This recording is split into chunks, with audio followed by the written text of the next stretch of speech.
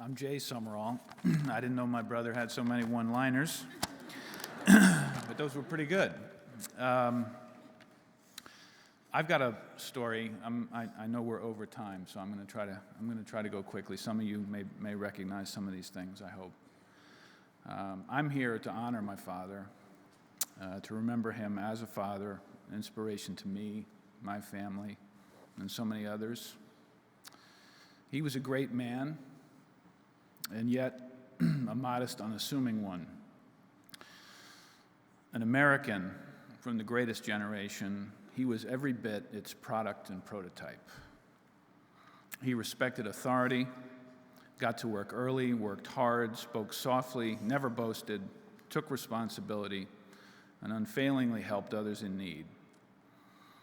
He was as tough as nails, too. I only saw him lose one fight in his life to alcohol, and he eventually triumphed even over that. It took its toll, though. We lost some of his life to it, and we lost a great role model this week, in part because of it. He excelled professionally, to say the least, as an athlete and really a broadcaster without peer.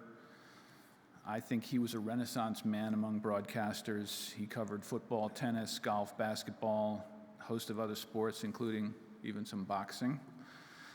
Not many people know that or remember that. I remember him doing CBS Sports Spectacular. Some of you guys up here may remember CBS Sports Spectacular. That was what was on Saturday when there were no team sports on TV and CBS needed to fill up their card. And during the football season, and that was before ESPN, during the football season, he would drive to Philadelphia from North Jersey every Tuesday, 4:30 a.m., right, to narrate for NFL Films with his buddy Tom Brookshire. And then one thing I remember, it pained him greatly. He was once assigned, so he would do anything for CBS. Whatever they assigned him to do, he would go do. And one time they called on him to do the Winter Olympics. Okay, and worse than that, it was in France. Okay, and this was after he had to do some French Open tennis, I think, or fairly soon after some French Open tennis. And he didn't. People cut from different cloth than him might have relished the idea of going to Paris and doing tennis and the French Open. John Madden's laughing. He knows what I'm going to say. He didn't like France. The hotel rooms weren't big enough. The dinner plates weren't big enough. The people didn't speak English. And they didn't bathe often enough for him. He liked his big house in Lake City or South Lake with easy access to DFW and Las Colinas Golf Course and the Dallas Cowboys. Recently, he wanted to be near his church in Prestonwood. Besides his family and wife, Cherry, he loved football, most of all. He loved his longtime broadcast team of Bob Stenner and Sandy Grossman, and Bob Stenner's here, and the crew. He loved Bill McPhail and Pete Rozelle and Tom Brookshire, Wellington Mara, Jerry Jones, John Madden, Bill Parcells, and other football guys. I wasn't one of those, but I was fortunate enough to go with him to many games and even several Super Bowls when I was a kid and on through college in my early life. There's a fraternity of insiders in the NFL, and he was right in the middle of that. I remember taking a friend to a game he was doing in Giant Stadium in the 90s. Before we got there, I told him, because I'd seen it before, I told my friend, he's going to find some guy at the middle of the field before the game, and they're going to start telling off-color jokes. That's what they do. They were like carrier pigeons. They went around from week to week telling jokes. And sure enough, that's the first thing he did. I think it was Ed Croak. Is the guy he went and found, and sort of like, you know, he didn't know a stranger in the NFL. And there are a million stories like that, and from my recollection is the old NFL guys stick together.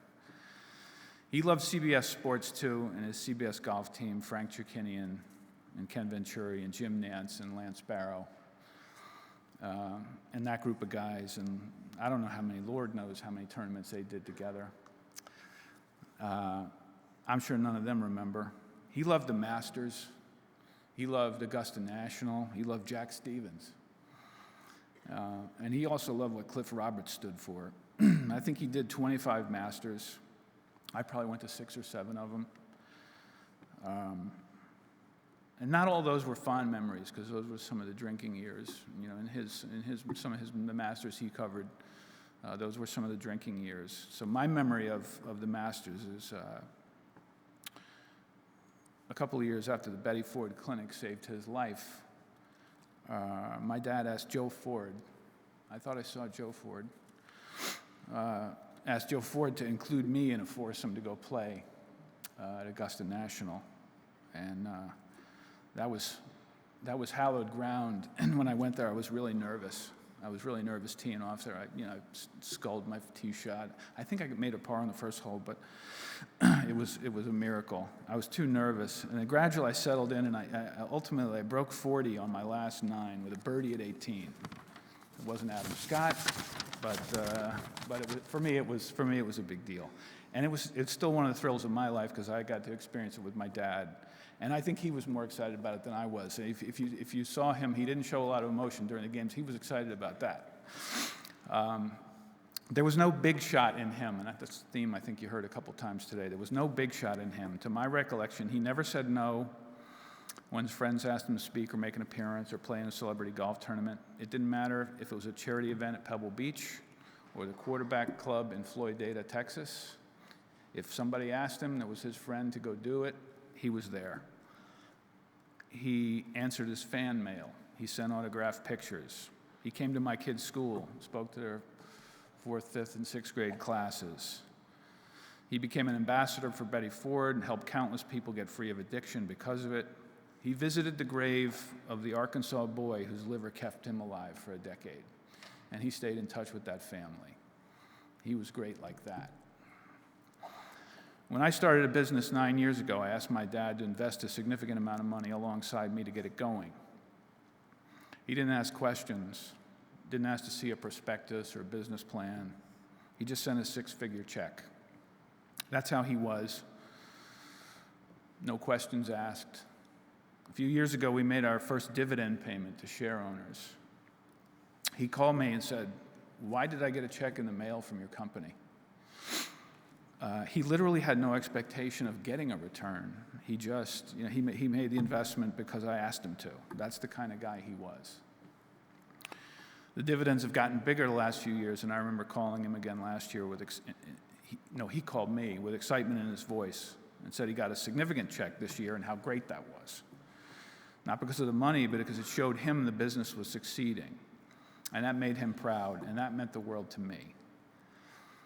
To accomplish something that meant something to my father and give something back to him. That was better than the birdie at 18 at Augusta. He got a liver transplant in 2004 that saved his life. Not many people get a second chance like that, and he made the most of his. He was baptized again sometime after the operation, and I remember him saying how he felt helpless during the process. He had to trust someone else with his life. That's hard for men to do, and especially proud, self-reliant men. I believe God was always with him, even in the dark years. It took a near-death experience for him to realize it. Once he did, he was transformed, born again, if you please. He trusted Christ with his life, and he started going to Bible study with John Weber and raising money for FCA with Tom Brookshire, among other things that his buddies from the broadcasting days could not have imagined. He impacted so many people throughout his career and life in sports, but none more powerfully or eternally than in the last chapter of his life. He turned his full attention to helping friends, family, and people in need and spreading the word of salvation. I know he's in a better place now, and I know he knew he would be. Today, we celebrate a great American life that lives on in Christ. I'll remember him every day for the rest of my natural life and try to emulate the best of his shining example. Big Pat, we miss you dearly. May you watch over us and inspire us as you always have.